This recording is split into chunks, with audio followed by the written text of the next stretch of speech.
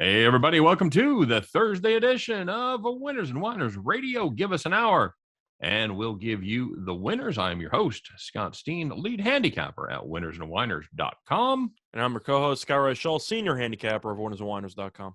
And together, we make up Winners and Whiners Radio. It's good to be here. Good to have you guys with us. Got a little baseball to take a look at. Got a little baseball to talk about. Scott, how'd you end up on your bets yesterday? I know not so great on the baseball side. Did you have any basketball plays, any NHL plays, anything like that? Well, the baseball side was actually okay, personally. Unfortunately, I lost the YouTube play of the day by a hook. I took Max Scherzer over 3.5 hits allowed. He gave up a leadoff single. He had 3. Unfortunately, the Cardinals had 8 base runners with Scherzer in the game, 3 walks, a hit by pitch, and there was a very, very debatable error on Seager on the ground ball to from Carlson. I thought it was an error, but it was pretty close. Who was that debatable with? Because I think it was going to be a bang-bang play either way.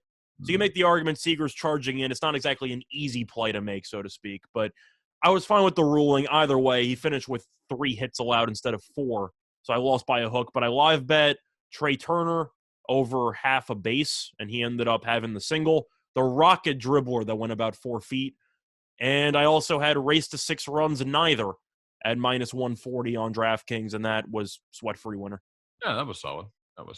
We had Trey Turner over 1.5 total bases at plus money, so that worked out. He had 0 going into the last 2 at-bats, and Turner's going to do Turner things.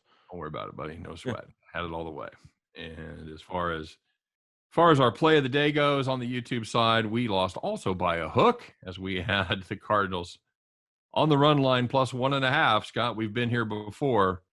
We're going to talk about it, but suffice it to say, you may see that game come up again on one of our featured segments. Might be all of them because it was the only game on yesterday. Yeah. You couldn't find any tennis beats, buddy? I actually probably could have, but like I found enough in the preseason realm to really help me out. We get over 1,000 views a day. People want to know what those tennis beats are. That's why the only reason they're tuning in. That's why they only watch the first 5 minutes. Well, let's find out, shall we? My God, whatever could we have here, Scott? Let's find out who got ripped off, who had it stolen away. I'm not going to say when it got stolen away arbitrarily. Let's say bottom of the ninth, just to put a pin in it. Oh, man, I feel like I should have done this before. It's time to call the cops. All right, buddy. Well, we kind of alluded to it as the Cardinals, Dodgers tied up 1-1, bottom of the ninth. 2 outs, 1 man on base. Scott, what do we need right there? Just base hit? Anything that's not over the fence. Anything inside the fence is what we need. And what did we get? You got it over the fence. Chris Taylor, everybody. Chris Taylor. 20 home runs this year. Not a bad player. But clutch playoff player. But he was in a massive slump going in. Yeah. Well, good time to come out of it as he hit a walk-off 2-run home run. That sinks our run line. If you had the Cardinals plus 1.5 along with me, time to call the cops. And looking at the second one, we're going to switch sports. And for this one, we're going to be looking at the Blues money line. Taking on the Wild, the Blues led 3-1 with less than 4 minutes to go. Wild scored a goal with 3:53 left, which is no big deal. You're still up another goal. They pulled the goalie, and the Wild scored again with 45 seconds left to tie the game. And the Blues eventually lost in overtime. So you had a 2-goal lead with less than 4 minutes to go, and you lost the game outright. That's pretty rough. They don't call it cover time. Yep.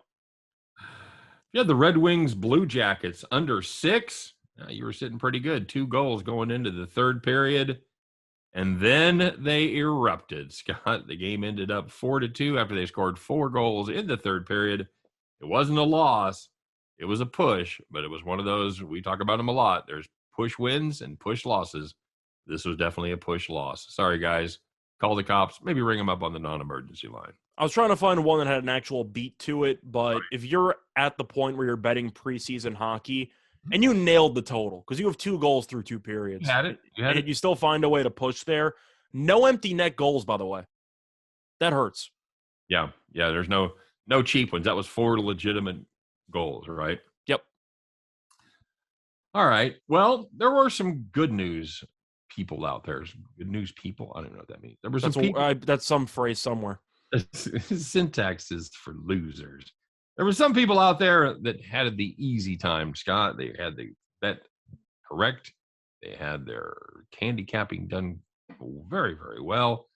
And of course, they were sitting where? In the rocking chair.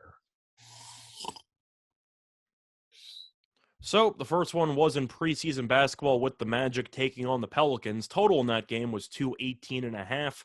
Can I interest you in 44 points in the first quarter, Oof. 37 in the third quarter? I'm very interested if I have the under. And 50 in the fourth quarter. Game landed 190. So if you had the under, you cashed by about 28 points. Give me those totals again.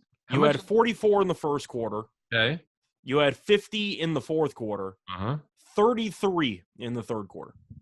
So you were 127. So they ended up scoring 64 in the third quarter. Huh? They scored 59 in the second quarter, but the second quarter was the one that was the second quarter was the one that ended up exploding. But even 59, it's really not that bad in today's NBA. No, that's you're looking at 236. That's Yeah. Okay. Well, Scott, there was some good news from that St. Louis Los Angeles Dodgers. If you had the under 7.5, didn't have to sweat that a lot. Nice pitchers duel between Scherzer, who was struggling. He was a gamer. He was a veteran. He went and pitched through it. Not enough hits. And Adam Wainwright on the other side. St. Louis scored 1 in the first on a wild pitch. Dodgers answered up with 1 in the fourth. And on Justin Turner's solo home run, and then, of course, the aforementioned walk-off in the bottom of the ninth. Scott's a great thing. You're sitting there at 1-1 in the bottom of the ninth. You got 7.5. That's a good feeling because it definitely is. Probably. And looking at by the way, there was we were playing back to regular rules, so there was going to be no man on first base. The Cardinals put up 3 runs in the top of the 10th, and the Dodgers counter with 5 in the bottom of the 10th. Yeah, so. I actually tweeted that out in the 7th inning. I said, just in case you're worried, there are no ghost runners on base. You're fine. Don't worry about it. But anyway, looking at the last rocking chair, this one ended up taking place in hockey between the Kings and the Ducks. If you had the over 5.5, you were in pretty good shape because you had 4 goals in the first period and 2 goals in the second period. Game ended 6-3. So if you have the over and you don't have to watch a third of the game, I consider that a rocking chair. Not bad at all. Hey, let me ask you, did the game go about the way you thought it would with the Cardinals and the Dodgers? I thought it was going to be a low-scoring game. I thought there was value kind of on what you took with the Cardinals plus 1.5, but it just didn't win. But yep. I thought it was going to be a pretty close game. Scherzer, I expected to not have his best stuff, and he battled anyway. Yep. Wainwright was great. I know he gave up the solo home run to Justin Turner, but he also got out of the bases loaded jam by Trey Turner on that double play ball, which might be one of the first double plays that Turner's ever hit into in his life. But either way, I was expecting a very low-scoring, really long and painful game at times, and that's exactly what I got. You're like watching the Yankees play. Yeah. Against the Red Sox in the regular season, yeah. But so let me ask you, Albert Pujols leads off the bottom of the ninth in a tie game against his old team. Would that have been arguably one of the best moments in playoff history if he would have hit a home run there? Of course. That would have been a phenomenal moment, but instead, something else happened that we kind of disagree with. I think Pujols I think it was next level stupid for Pujols to swing at that 3-0 pitch. I think that's moronic. Okay. So you know who he is, right? Yeah. It's Albert Pujols. I heard he's a machine. Any idea how many home runs he has for his career? This year or his career? 600 and oh boy, what is he like? 686? 679 home runs. Okay. I was a little bit high, but okay. So, well, you are a little bit high if you think that he's not up there to swing the bat. He's not up there to get on first base, all right? He's up there to swing the bat. 3-0 pitch, beautifully grooved fastball. He got it, He just didn't get enough. And I thought it was fine. I was surprised he swung 3-0, but I totally agreed with the move. You turned the greatest home run hitter of our generation loose on 3-0 in a playoff game when you just need one run. Let him rip it. It almost worked. It was probably missed it. Probably missed barreling it by what, 1/16 of an inch, getting it out of there. No idea. All I know is he was sitting on his ass for about 4 hours. The pitcher hasn't thrown a strike yet. And you decide, you know what, 3-0, we need a base runner to try to win the game. Let me just try to swing. Like, I just thought it was ridiculous. Was it a strike? I get that it's an aggressive mindset of we're a home run league now. Analytics will tell you, you got to swing if you're going to get a good pitch, whatever. Get a base runner, man. You're going to pinch run anyway. You can bunt. You got the top of the order coming up soon. For God's sake. You're fine. I really just don't think you needed to, on top of the order, maybe not necessarily, but he still would have had a couple of decent batters up afterwards. I'm just not a McFarland guy, and if he comes in and he throws 3 pitches that aren't even close to the plate, by the way, I think you should try to get at least a base runner, because the Dodgers, they didn't really have many for the majority of the game. They had some against the bullpen, but are you a McFarland guy? I'm generally not a guy. I'm not a fan of a guy that gets cut by a terrible team in the middle of the season and picked up by another team. Which team did he get cut by? Well, a team that had all kinds of pitching, so they had no need for it. The Washington Nationals. Yeah. So since McFarland got cut by them, I know he had a decent year this year in general, but he did. I had no faith in him to find the zone. I know he threw a strike in the end, and Pujols, I guess, was waiting for it, even though he flew out. Got exactly the pitch he was looking for. I think if he was starting the game and he actually had a couple of at-bats, I would be okay. I'd be a little bit more okay with it. But he's a cold bat off the bench. You've had the bat on your shoulder for 5 minutes. Work a count, man. Okay. That's where I disagree with some of the analytics. I think base runners are extremely important. No, I think the analytics would tell you that you want him on base. But for my money, so you think analytics would agree with not swinging 3-0 there? Yes. Really?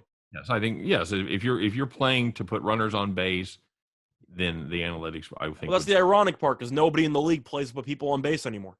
No, they're playing home run ball. I thought so. That's why I don't know what the analytics would say, because on one hand it makes sense. Well, you're not talking about the analytics. Still say you put the man on base. Now, whether they're disregarding that or not, that's another story. I think that you just know McFarland's throwing a fastball on 3-0. Yes. He's throwing a fastball again on 3-1.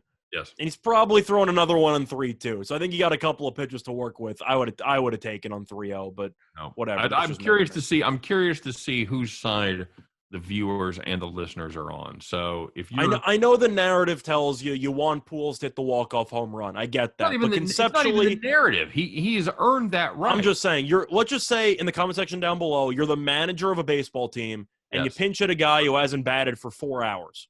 That's you want him swinging 3-0. He's taking swings in the tunnel, Scott. He's not cold. I'm just saying. Yes, he has not seen live pitching for the entire game, and he's been a bench guy for months. Yeah, that's what. Do you want him swinging on 3-0 in that situation? Just let me know. That's it. Every day, yes. With no outs. That's all I'm saying. Oh, I don't care. At a strike, yes. Well, the outs matter. If there's 2 outs, then you probably want him swinging away or trying to do something. Yeah. No outs, really? Swing. Who are you going to let us know down below. Who are you going to pinch run for him? Who are you going to pinch run? Anybody. Yeah. No. Who? What do you mean? Yeah. Well, you got to bring a pitcher in. I know Gonsolin's been used before as a pinch runner by the Dodgers. So I'm curious. Gonsolin had already pitched. Gonsolin did not pitch. Gonsolin. Gratterall pitched. Oh, Gratterall pitched. Sorry, my Gonsolin has been used numerous times for the Dodgers as a pinch runner. So I feel like they could have went in that direction. Was their bench completely empty? I don't think so. I think they had a couple of other guys. No, because they still had to hit. They still had to hit Sousa for McKinney right after Pujols. So I guess the argument is you could have pinch run Sousa and let McKinney bat. Well, obviously they didn't want that. So I mean, you didn't. Well, you can't let Pujols run. I mean, that's obvious. Okay, so you've got so Pujols walks. They bring in. Truth is, if they really wanted Sousa to bat instead of McKinney, I think Gonsolin would have ran. Because I've seen him base run numerous times in extra innings for the Dodgers this season. Okay, but my point is now you've got the spot you've got a pinch hit for, or you send McKinney up, And then you've got Bellinger behind that, who's been so bad they've got him hitting 8th. And then after that, you've got the pitcher spot. So we can talk about Bellinger. He actually had a pretty good game. He did. Well, he got a hit, so congratulations. That was good. He got a hit. He also worked the walk in the 9th, but that's true. That's true. And technically, he scored the one run that would have helped me. It was that second run. That was no good. So yes, please drop us a comment. Let us know why Scott is wrong. So let us just tell us that, okay? One of us is wrong, and we're both named Scott, so pick whichever one you want. Well, I think we know. We know. Oh, I agree. I think that I'm obviously right in the situation, but all right, my friends. So let's take a look. Any other thoughts from the game? Well, we got one more thought that we're going to talk about involving St. Louis's bullpen. That's true. But yeah, the game itself was long. Very, very long. Can we speed this up a little bit? I know that it's playoff baseball and every pitch is important. I get it. It's 1-1 going into the 9th. We've been here for 4 hours and like 20 minutes. Can we please just speed it along a little bit? You know, I feel bad for all those people in LA that couldn't leave early to beat the traffic. Yeah. Brutal getting up. What do you think? They got to try something to speed this up, right? I don't know what you do. I mean, it was crazy.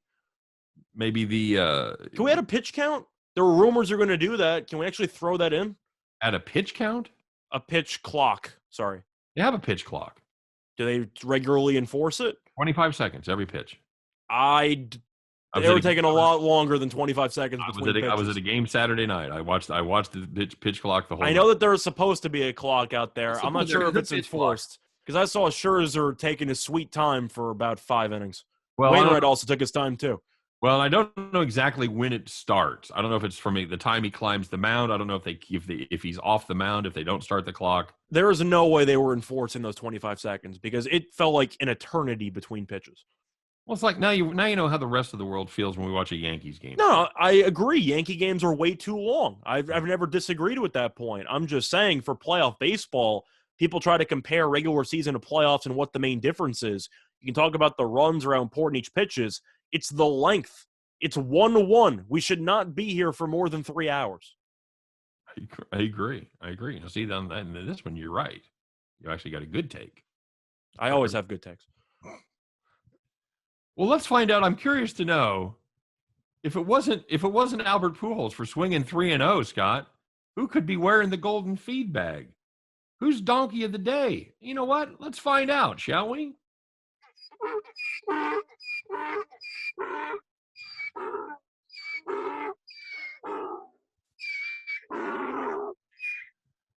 Now, is this a return winner of Donkey of the Day, or do we just have him as one of our news stories? He ended up winning. I'm not sure if he actually won or we gave it to his soon-to-be ex-wife. Oh, good point. At the time. I don't know who he gave it to, but tell the story. You're the hockey guy, so let's have that puck story. All right. So there's a current player named Evander Kane who has had some issues over the years off the ice, whether it involves gambling debts in Vegas, then he was in the middle or he was about to get divorced, and it turned out that his ex-wife or soon-to-be whatever you want to call her, she accused her soon-to-be ex-husband of gambling on games that he was involved in. Betting against the Sharks. Betting against his own team, which caused a whole NHL probe, and that ended up becoming completely illegitimate, so he got off the hook there. Right. But anyway, Evander Kane is back under NHL surveillance and investigation because he is currently being investigated for using a fake COVID-19 vaccine card. How much do you think that goes for on the open market? I think they're pretty cheap. I got to assume so. It's a piece of paper. Less than $100, I think, on the dark web. I don't even know if you have to go to the dark web to get one. The fake IDs that I got back in high school were about $50 a piece, just for reference. 50 a piece? Yeah. Well, it's going to probably end up costing him a lot more than that, Scott, because they frown on that. I heard they frowned upon it this year, but then again, he's being investigated. We don't know if it's true or not. That's right. But Evander Kane. Now, of course, the ex-wife stuff, it's kind of out of his control if she's trying to ruin his reputation in public. But the point is that even with the Vegas debts in the past, Evander Kane just can't stay out of the public spotlight for the wrong reasons in the NHL. God, is he the only one that does anything wrong in the NHL? It seems like all this A stuff. lot of other stuff gets swept under the rug. All the stuff that happens, you're like, oh, it's Evander Kane again. Well, there you go. He's gambling. Oh no, he's got a fake vaccine card. Oh no, he's beating his wife. No, sexually assaulting his wife. No, it's the one guy. I'm just saying, if there was one guy, if you had to guess who would be doing the fake COVID thing, Oh yeah, Evander Kane's on the short list. got to be on the list. Somebody screwed up in hockey. Who is it? I got Evander Kane at -140. Yep, there you go. Cash that ticket. That's good play. He's the donkey of the day, Scott. Kind of has to be, right? Especially if it's true. The fake COVID thing, the vaccine card, right? It just made me laugh. Like, I heard the story, I just read it, and I'm like, I have to put this in the show. This is just too good. Because I'd read it too, and I went, this guy again, really? With this guy? All right. So what's your name? Evander. Then why does it say Bob? Puts the wrong name on the card. Sanjay Patel. That doesn't sound like you at all. Abraham, you don't look Jewish. All right. Well, Scott, we promised we'd touch on this game one more time, and it has reached the time. It's hard to get mad. It's hard to get mad at games like this because you know what's going to happen. You see it coming. It's like a slow motion car wreck, and then it happens, and you're like, oh God. So I'm not mad, Scott. I'm just disappointed. All right, my friend. Well, ninth inning, we talked about it. Chris Taylor walks it off. But there's a question about why Alex Reyes was in there pitching, Scott. He has not had a good second half for the St. Louis Cardinals. Very good first half, very bad second half. 1.52 ERA in the first half, 5.52 ERA in the second half. That's a 4-run difference. That is substantial. And Scott, what was his main problem in the second half? How had he been victimized? He had a hard time keeping balls in the yard. Having a hard time keeping the balls in the yard. Well, there's a little bit of a harbinger of things to come, huh? A little bit. Where you say yes. A little bit. Yeah. Were you looking up harbinger? I thought that was just rhetorical. Because we already talked about the walk-off. So, yeah, Reyes faced one guy. Or did he walk Bellinger, or Bellinger got on base for McFarland? I think McFarland walked Bellinger, right? Like, Reyes faced one batter, right? That was the only batter he faced? Yes, Bellinger had 2 walks tonight. That's what I thought. No, I know he walked, but I'm saying McFarland walked him, then they pulled him, right? Yes. Yeah, so Reyes faced one guy. See you later. That's it. Yeah, they brought him in to pitch to Taylor. Yeah. Well done. Well done indeed. So, yeah, brutal. Just brutal. I'm sure Cardinals fans, the last pitcher they wanted to see in that tie game was Alex Reyes. Sure. It was, the thing is, he was the closer originally. He was just awful. He lost his role. He was like a 6th inning guy for the second half. We couldn't break through against Kenley Jansen. That was the most frustrating part. Well, Jansen had the guy on base, of course. A couple of really nice pitches. I don't know what Goldschmidt was looking at. That pitch was clearly a strike. He was just standing there. Yep. But it looked like Beltran against Wainwright on that curveball like 15 years ago. But anyway, the issue that Jansen did his job, gave up no runs. He's about 2 feet away from blowing the game because O'Neill hit one that was pretty close down the line. So Jansen did pitch okay, but it was a classic Jansen performance where there's a guy on base. You know something. You know it's going to be a sweat for Dodger bettors, but you were an inch away from the base hit to break through, and you didn't get it. Yep, runner and scoring position. Well, they also hit the sinking line drive to left field. Yeah, you mean the half kind of awkward catch made out there? Yeah, exactly. So, all right, well, put that in the rearview mirror, and on we go. We're not quite. We still got the gambling hero. So, well, that's what I'm just saying.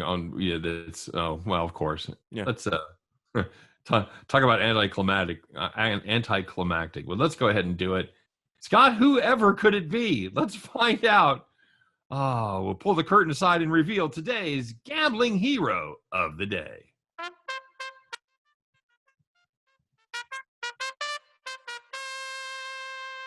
I feel like you and I are to that song are like Roger Rabbit is to shaving a haircut. I have a great time. We hear that, we just can't help but bopping our heads around to the flying trumpet music there. Go ahead, buddy. So for this one, I'm calling an audible. on the fly. Okay. It was obviously supposed to be Taylor for hitting the walk-off 2-run home run. Right. However, there was a gambling legend, somebody who's quite degenerate because he put $50 on it. He had a parlay involving preseason basketball, preseason hockey, and the last pick, which was the Dodgers-Cardinals game to end in a walk-off home run at plus 2,000. He put $50 on it, made $20K. No, that's not right. Made 10K. 20K. I'm looking right at it. Plus 2,000? It was plus 2,000 in the parlay. Oh, the parlay, that part of the parlay was plus 2,000. So the overall parlay. The overall parlay was about $50.91, and it paid out $20,000, like $20,400. But Right. how do you put together preseason hockey and NBA and throw in a little sprinkle of 20-1 walk-off home run to win? And he ended up turning $50 into 20K. And who is this guy? Some random guy on the internet. And we saw the ticket and everything. BetMGM. I'm looking at the ticket right now. BetMGM posted it, and it's impressive. BetMGM posted it. Yes. I like how the books are posting all of these big, huge parlay winners. It was actually Bleacher Report betting, but I'm sure BetMGM will say something because I can recognize the layout. It's clearly BetMGM. Okay. Well, congratulations to that random guy. That's a nice play. Do you like the audible there? Because I feel like it's always nice to look at some degenerate bets and how some of them actually work out. Sure. It gives all the rest of us degenerates hope. Yep. Very good. So you could still make a pretty good case for Chris Taylor, but you really can. By the way, it would be $50 to win 1,000 on a straight bet. What's that? If you just took the 20-1, it would be 50 to win 1,000. That's what I'm saying. Yeah. So yeah, he decided, 50 to win 1,000. Need a bigger payout, man. I need to add another zero. What else can I put with that? Yeah, pretty much. All right. So a lot going on in the NFL today, Scott. Stephon Gilmore traded to the Panthers. 6th-round draft pick, Scott. Are you surprised about the price? Do you think you didn't think he was worth a little bit more? It's kind of tricky though, because New England was dumping him, so they were happy they got anything for him. They were going to cut him. Yeah, I know. That's how do you get yourself in a salary cap situation like that where you can't bring back one of your arguably best defenders? Well, Gilmore, I know, was former Defensive Player of the Year. Obviously, he's a great corner. 2019. Yeah, he's had injury issues. He's also 31, so there are questions if he's anywhere near the same guy that he used to be. The contract stuff with New England, that's the thing, is you try to think of who they actually have that's paid a bunch of money. Offensive and defensive linemen, and they paid for a couple of tight ends and a couple wide receivers this year, but right, it's really it. You got the rookie quarterback. It's not like you have a huge quarterback contract that's just sitting there. So I found it interesting, but Belichick's also known to be a guy who just dumps players who have name recognition because either they're old or injured, and his track record with those is usually pretty good. So we'll see what happens with Gilmore. Props to Carolina, though. You gave up a 6th-round pick for a guy who can immediately help your defense. Yeah, I'm not going to lie. It would have been a nice addition for the Chiefs. I don't think that New England was trading him to an AFC team. Well, see, that's the thing. Are they going to were they going to trade him to somebody they could possibly meet in the playoffs? I don't see that happening. You think they eliminated half the league when it comes to a 6th-round pick? Yeah, I think they probably had a couple of offers for 6th-round picks, and they saw the one in the NFC and said sure. What if the Chiefs offered him a 4th-round pick? Would they have taken that instead? I have no idea. Okay, but all right. They might not have fielded that many calls, but if they were going to cut him anyway, they just took whatever pick they can get. Well, yeah, that's sort of right. But they knew when they announced that they were going to cut him, they did it for a reason, and they did it so they could trade him. So teams wouldn't have to get in an all-out bidding war once they cut him. So. I'm sure one team would have given up a 4th. So I actually am curious what the differential is between sacrificing a trade him to an AFC team when your team's 1-3 and probably not going to make the playoffs anyway, compared to the NFC where you get a worse pick and you're not going to face them in the playoffs anyway because your team's not going to the Super Bowl. But if you're not going to the playoffs anyway, then who cares? Agreed. Quick reminder, guys, you are listening to Winners and Whiners Radio. Give us an hour, and we'll give you the winners. Scott, good news for the NFL. The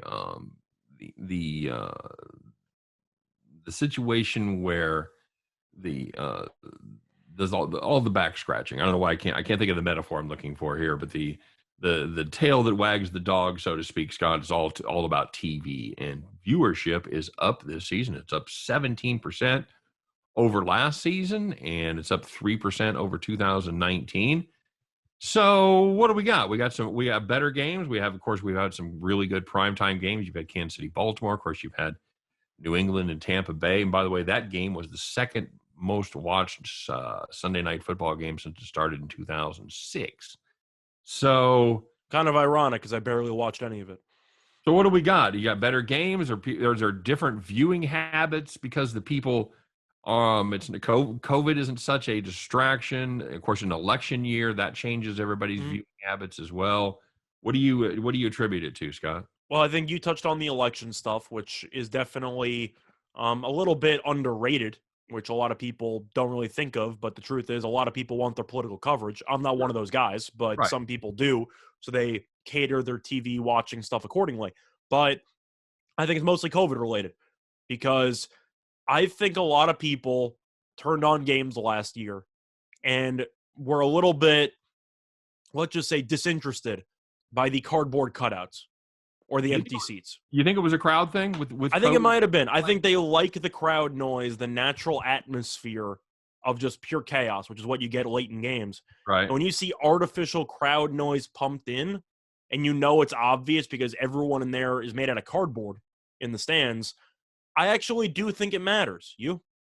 I agree. I mean, it obviously has to. But, I was stunned last year when the numbers were down because I figured with a lot of people being at home. I think nobody had anything better to do. Last year? Yeah, that's why I would have assumed the ratings would have been fine last year because nobody's doing anything else. Yeah, we had the weird truncated baseball season, Some people who aren't working are going to try to make an income by gambling. Oof, so good luck. I think you'd agree that some people probably tried that. Yep, I'm sure you're right, Scott. I'm sure there was like day traders that tried, the stock market. I'm sure there were guys that tried to play poker for a living. Camel racing, sure. So yeah, it's good. It's good news, and I think they're putting better product on the field. A lot of penalties, Scott. A lot more. Well, that's the main takeaway, and we talked about the Bosa comments from earlier in the week, but the officiating is garbage. It's awful. What expand on that? You mean they're calling wrong penalties, not enough penalties, too many penalties? It caters too much to the offense. I can't. You get way too much artificial scoring.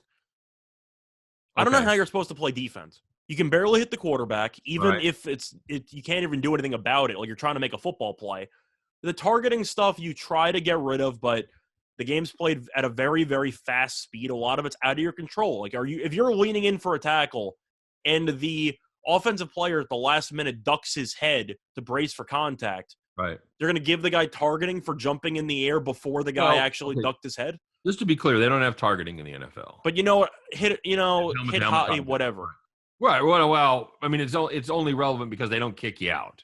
Yeah. You're not getting booted for the first half of the next game. The point I'm trying to say is that I think that it's basically impossible to play defense, which is why I have a hard time when I'm looking at games and I'm just expecting deep pass downfield, probably a 50-yard pass interference. That's the thing. The first, and I know if you're like me, and you probably are. First time, whenever you see a pass downfield that's incomplete, first thing you do is you look for a flag. You go to that bottom right corner. Yeah. Of the grid. You look for a yellow handkerchief flying across the screen. But that's the truth of what I would do. If you were actually in a desperate situation, game planning wise, it's 4th and 30, minute to go. Yep. Tell the receiver to run 15 yards, underthrow the ball, tell the wide receiver to jump into the cornerback. Yeah, like the 3-point shots. Doesn't even matter if they're 15 yards short of the first down. It's an automatic first down. Underthrow the ball. The cornerback's not going to turn around because he never turns around. Tell the wide receiver to jump into him, and you have yourself a full-on jumping into defenders from the NBA type of controversy. You might even have to jump in. You just stop. Yeah. You just stop your route. He runs. Underthrow the ball. But the point is that you can actually do that, and I'm surprised that a coach hasn't thought of that already. You're in a 4th and 20-something. Right. Throw the ball 10 yards to the outside and tell the wide receiver to just flop and pretend the quarterback shot him. Well, and probably draw a flag. It seems very situational too, because the Chiefs game against the Chargers a week and a half ago, if you saw that last play at the goal line, they absolutely mugged Kelsey and threw him to the ground. Now that wouldn't if that was a one-on-one or double coverage or something like that in the middle of the third quarter, there's no way that's not pass interference. So what are we doing? We're swallowing our whistles there like they do in the NBA. They don't call fouls in the last 2 minutes. You get nothing. And you notice that all the issues, of course, you have the holding penalties, which will always be there when you're not sure if it's actually a hold or not. Those are never going to go away because that's always tough to do. That's been an issue for years. Play, Scott. It's about just the overall mindset of the defense and of just what the defense is supposed to do and how the officials are being told upstairs, we need points. Give us points. Right. And that's a problem because I can't take anything seriously if they're just going to walk down the field with 50 yards from penalties. Yep. Agreed. I think some of the holding penalties have been atrocious. Of course, but you get those every year. Again, they've called more this season. And the main rise is the roughing the passer stuff, and I can't handle any of that. And the pass interference, they should make it spot foul. They should make it 15 yards. If you're going to chuck it downfield for 60-something yards, don't give him 60. Just give him 15. I'm torn on that because if you throw it 50 yards down the field and your guy is wide open, he's going to obviously make the catch. Defense should tackle him. And the defense, you got to give him the ball there. Yeah. But I just think that it would make the game more, I don't want to say competitive, but I feel like it would turn it a little bit more in terms of comparing the offense to the defense based on advantages. Right. The offense, it's definitely like 90-10 in terms of advantage. The offense is all the advantages based on the current way they're enforcing the rules. Wouldn't you agree with that? I would. Justin Fields going to start for the Bears from here on out. Was that the only move Nagy could make? Didn't Nagy say 2 days ago Dalton was going to be the quarterback? Yeah. So I don't really know what happened. Did the Chicago Bears mafia show up at his door and say, you better reconsider your decision? Like, yeah, they brought in the baseball bat. I just have it on my shoulder. We're not going to this. Oh, I bring this with me everywhere. I headed to softball practice right after this. Yeah, but don't worry about it. Do I think it's the obvious move? We both thought that he was going to start at some point. No. Fields, did he look good against Detroit for about a quarter and a half? He was awful for the entire second half, just to be completely honest with you. Does he give him the best chance to win? No. I think the answer is Dalton, but I think this team was screwed to begin with, and I think they're screwed as long as Nagy's the head coach. So, yeah, they're a dead man walking team. They'll probably win 7 games anyway. With Fields, they might win 5. But, if you're not going to make the playoffs anyway, give the young kids some reps. Fair enough.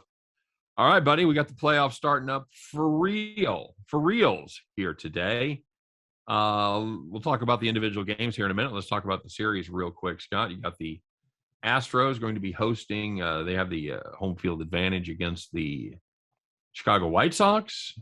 Astros minus 135, White Sox plus 115. Where are you at on this one? Taking the Astros to win the series. Gotta be. I can't trust the Chicago team. They have padded their record against awful competition all season long. Hey. So, well, honestly, if you just intentionally walk Perez, it's a free win. We talked about that. By the way, Scott, they had the best record. They had the most improved record in baseball in the second half. I'm proud of them. But we talked about that yesterday, about getting 57 games against the Royals, Tigers, and Minnesota Twins this year. And yes, you can say some of those teams were better than they thought. Yeah, they all finished below 500. Who cares? That's right. Well, yeah, Tigers are a good team. But I'm saying they didn't finish above 500, so you're playing weaker competition because you don't even have a second-best team in the division that's worth a damn. But, no, yeah, the second-best team is Cleveland, and they were awful. Chicago's been sleepwalking for the last month and change, which they should be because they were cruising anyway, but I have issues with the rotation because you look at who they have. I think Cease is good. But Giolito has struggled this year, especially for the last couple of months. Rodon's been injured. He's barely pitched for the last month, and he's supposed to be arguably your game 3 guy. Right. I don't trust anybody. Lance Lynn is another guy that's kind of hit the wall. He's either been hurt or bad. And he's pitching game 1. Right. That's your horse right there. I'm also a bit surprised McCullers is pitching game 1. I figured Valdez would pitch game 1, but anyway, we'll see what happens moving forward. But At the end of the day, I just don't trust this White Sox team because I don't trust La Russa. I don't like Dusty Baker either, but I think Houston with home field will do enough. I think they'll win the series. You? I'm with you. They're a minus 135 favorite in the first game. I got to go in 4. You got them in 4? I think the White Sox win 1 at home. The Colors beat Lynn tonight.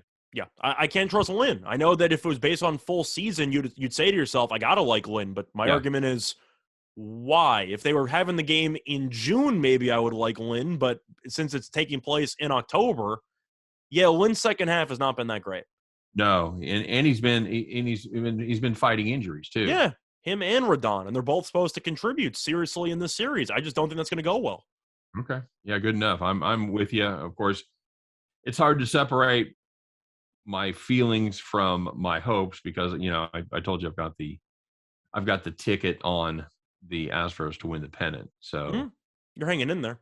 Yeah. Well, step one has been accomplished, but yeah, Lynn from August through October, 4.10 ERA, which sounds okay, but compare that to the first couple months, it's been jarring. No, he was fantastic early.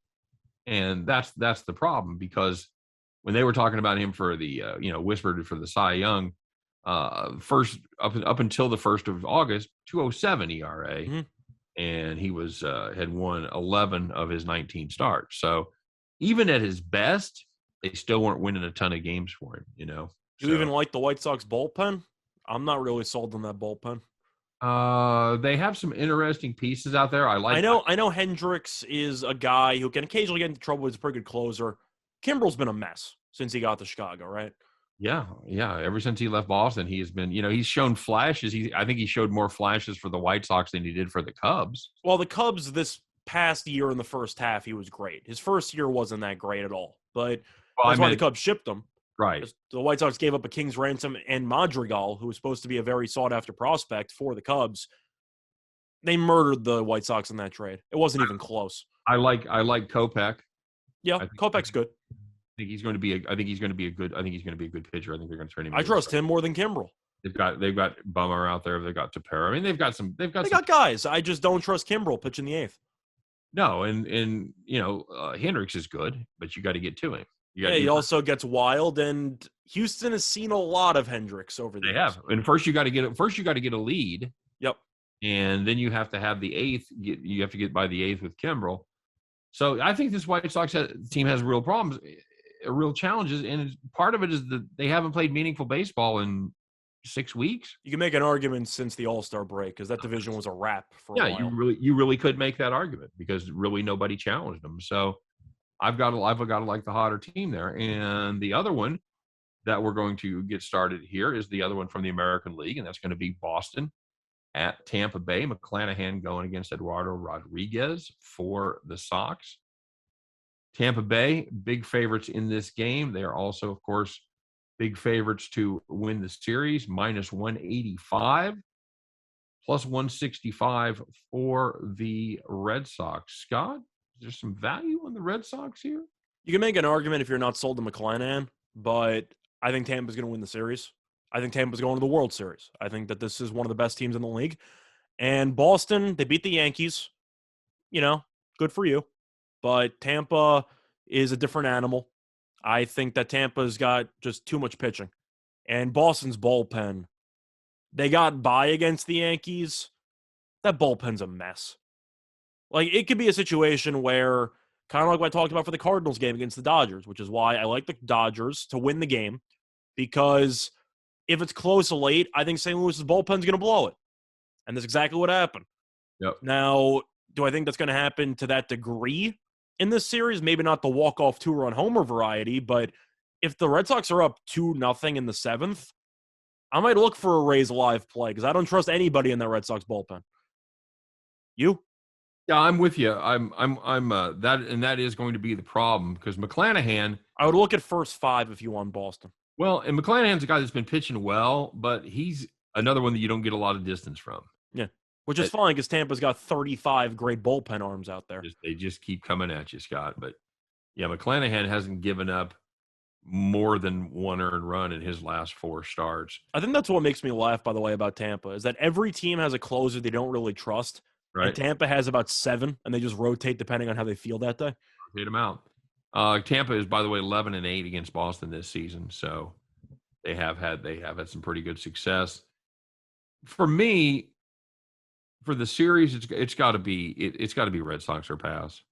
I've seen these teams get hot before, Scott. I've seen it happen. I've seen the teams get hot and go on a run.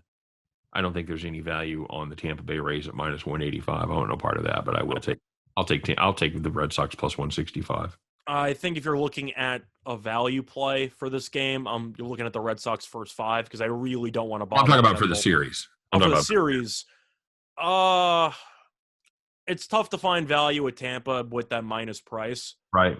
But I think this team is going to the World Series, so I can't take Boston. I think if you want to go for a plus 1.5 games with Boston and you just hope they push them to the brink, I don't hate that. Okay, well, fair enough. And Rodriguez actually been pretty darn good his last 4 starts. So we'll see. He's given up. Last time out against Washington, he gave up 2 or give up none, 5 hits. So he's been good. He's been solid. But Tampa this season, by the way, not that great against left-handed pitching. No, that's very true, and that is kind of their Achilles heel for sure, as they're like middle of the pack. Yeah, they are. Well, the thing is, they don't hit that well. They put up runs, Scott. They put up 5.6 runs per game against lefties, as opposed to 5.3 overall. So they actually score more runs against lefties. I'm just going based on the batting splits, like OPS, etc. Okay, well, be that as it may, you looking at the over in the spot? I feel like I have to because McClanahan might be good. Mm-hmm. He doesn't really have much experience, and Rodriguez has been better lately. Tampa's seen him a bunch. Well, also Boston's seen McClanahan a bunch, but Eduardo, he can get into some trouble very quickly.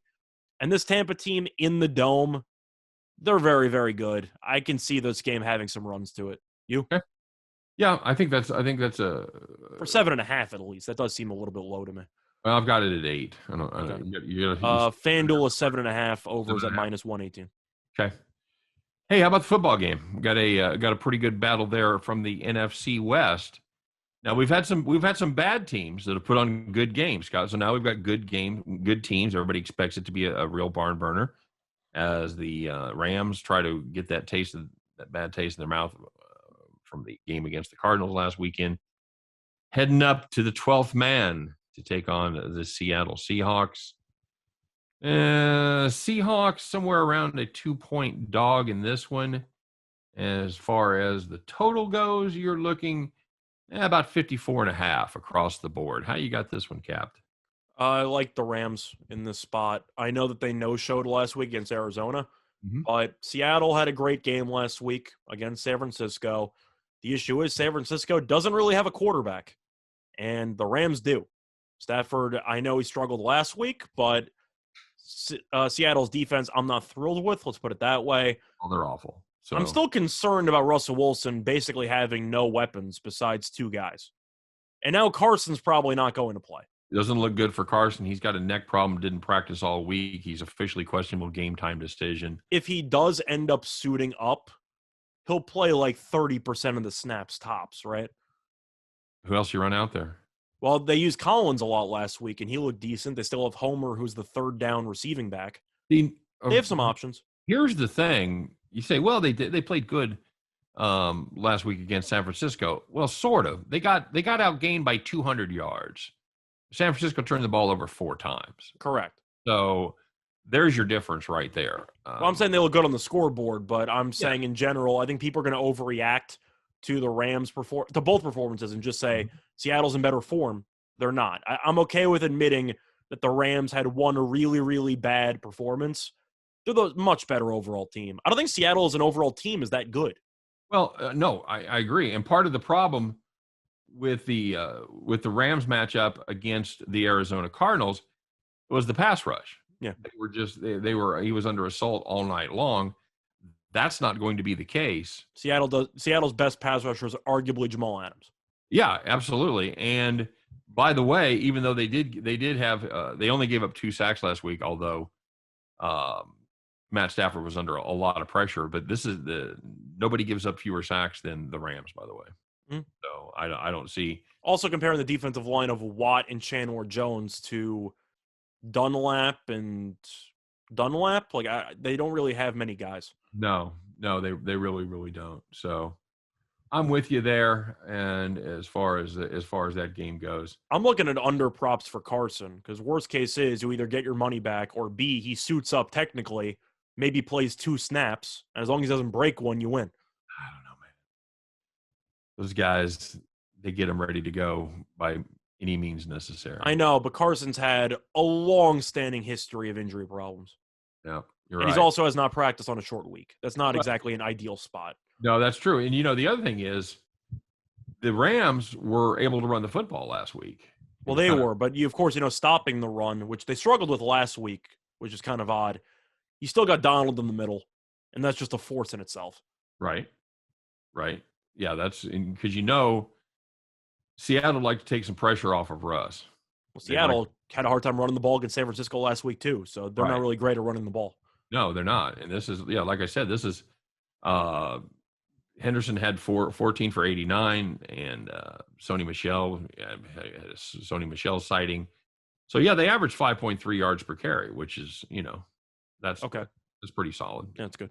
So anyway, I can't go with the Seahawks here. Plus this is a series, another series there in the West that McVay has owned. So we know that didn't work out last week. As we said, he had owned the Cardinals, and they went up there and shat the bed. But we're going to give him another shot. At least, I think the Cardinals are the play there. Can you take an under here, Scott? I think a part of you can if you think that Ramsey is going to shut down either Lockett or Metcalf. Well, he has shut down Metcalf every time they've played. I'm assuming that Seattle's going to try to find ways to get Metcalf on his own. I'm curious if Ramsey's going to play a side or if he's going to follow across the field. Probably a side. But so far he's followed. Well, if he should continue following because that's kind of why I like the under. Metcalf had 84 yards in the 2 games combined last year. If you have no running game without Carson, yep, and you have Metcalf, who's one of your best receivers, dealing with one of the best corners, in my opinion, the best corner in the entire league. Yep. I actually have questions on how Seattle's supposed to score. So I actually kind of like the under in this spot. Yeah, I don't hate it. I don't hate it at all. By the way,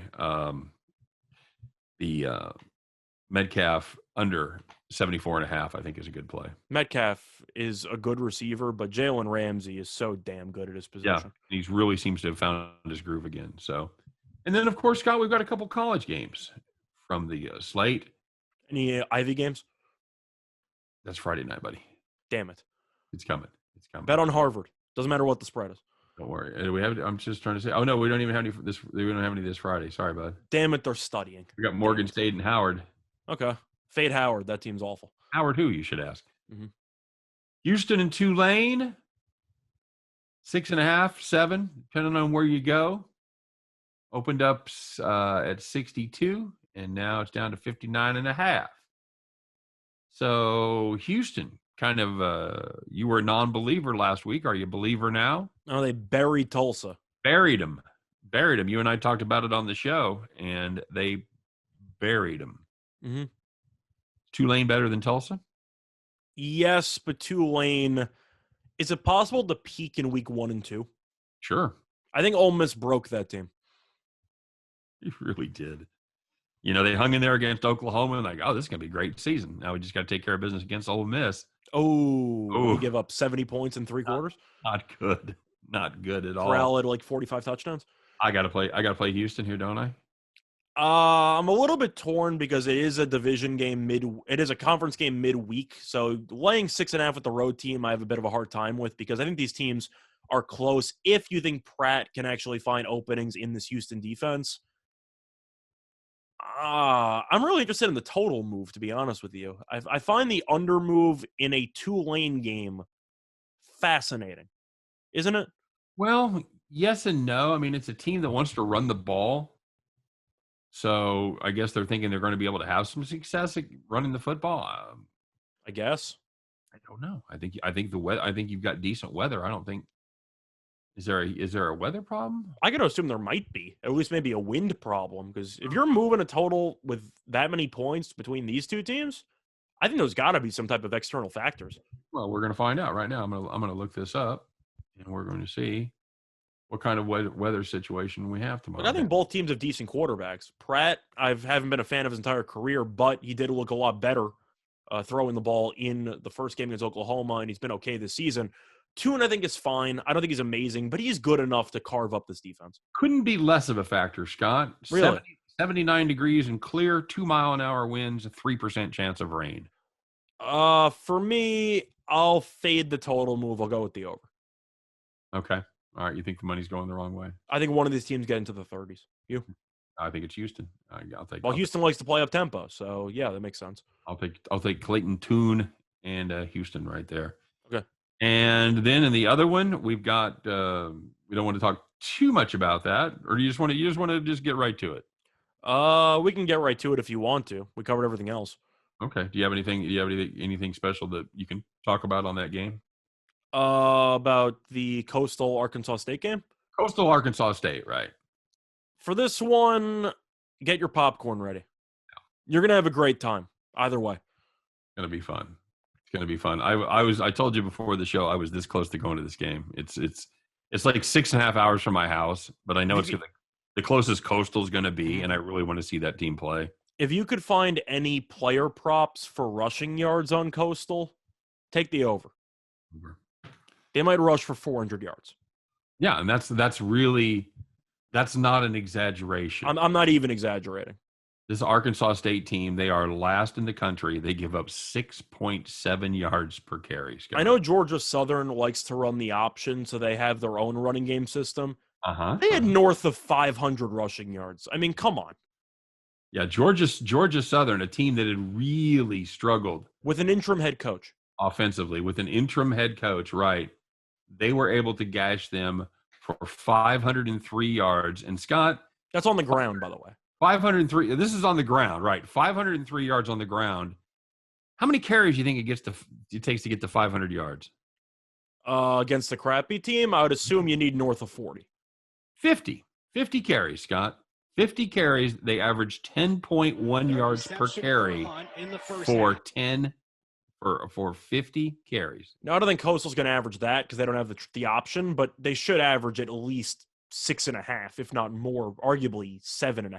Now, in fairness, this is a team that only completed 3 passes. Well, that's what I'm saying. So it's going to balance itself out, but yeah, that also might lead to fast strikes too, because McCall can sling it.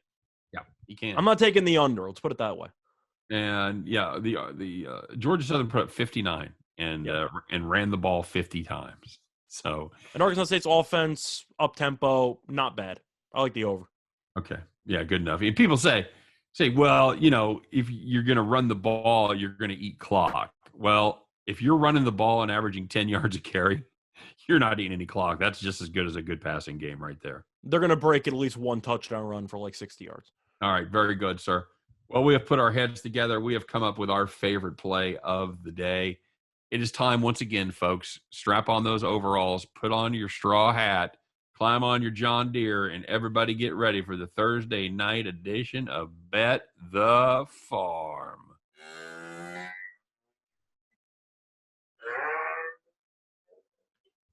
Makes me hungry. Yep. What do you got, bud? So for this one, we're going to stick with the last game we talked about between Coastal and Arkansas State, and we are going to fade Arkansas. We're taking Coastal Carolina -19 at -11 offshore. Now, Coastal, we already know, is a ranked team. They're one of the best group of 5 teams. Arkansas State is so useless defensively that you can really find any stat you want. They're awful at it. They're really not good at anything. Now, to go through the actual game so far, they beat an FCS team in week 1. Good for them. They played Memphis. They scored 50. They gave up 55. They played Washington. We know Washington this year has been a down team. They lost 52-3. They gave up 41. They gave up 41 points to Tulsa, who could barely move the ball against Houston last week. Right. And they gave up 59 to Georgia Southern. So you add in everything together, Arkansas State is allowing 45.6 points per game. In other words, Coastal Carolina, if they are even going to half try in this game, has scored 50-plus in each of the last two, have scored 49 in 4 of the last 5. Coastal should probably put up 50-something points. We're going to lay the 19 with Coastal because Arkansas State has a decent offense. They only scored 3 against Washington. The other teams they played don't have very solid defenses. Coastal's good enough to limit this team to 20-something while scoring north of 50. Give us Coastal. Yep, absolutely right. This is the Coastal average is 48.2 points per game, and they have, I would say, normally they haven't played a team as bad as Arkansas State, but they have. They played UMass. How'd that go? They hung 59 on UMass. 53. Or 53, rather. They played UL Monroe after and scored 59. What a murderer's row that is, huh? Not to mention the Buffalo Sandwich game, but before that you had Kansas. Yeah, that's absolutely so right. Coastal should walk into 50. And the question is, do you think Arkansas State, if Coastal scores 50, are they going to score 31 points? And I don't think they're getting to 30. That's the thing. And this is Arkansas State. We're not kidding. This is arguably the worst defense in FBS. Only UMass gives up more points per game. Find a metric you like. They're bad at everything. They are the worst team against the run. Like I said, 6.71 yards per carry. And this is a Coastal team. We talk about Grayson McCall, how good he is. And by the way, he is very good. He's completing 80% of his passes. That's first in the in FBS. But 257 rushing yards per game. Yeah. And then 257 yards rushing per game. Their 3 top backs average 7 yards a carry. Got to play Coastal right there. It's tough for garbage time when all the running backs are still going to do whatever they want once the game flow tells them to run. And let's talk about garbage time with the Chanticleers, because I know you're out there and you're like, well, that's a big spread to cover. What if they piss it away in garbage time? Chanticleers, they change out their personnel. They don't change the game strategy. They still have their foot on the gas all the way through. We saw it earlier in the season as they ended up screwing me in their first game because they had their foot on the gas with their last drive in the fourth quarter, still throwing the ball 30 yards down the field. Don't worry about garbage time. They're going to have a big enough lead where you're not even going to have to sweat it. Take Coastal, lay the 19, the 20, the 30, whatever it is. They're going to walk all over this team. Yep, I agree.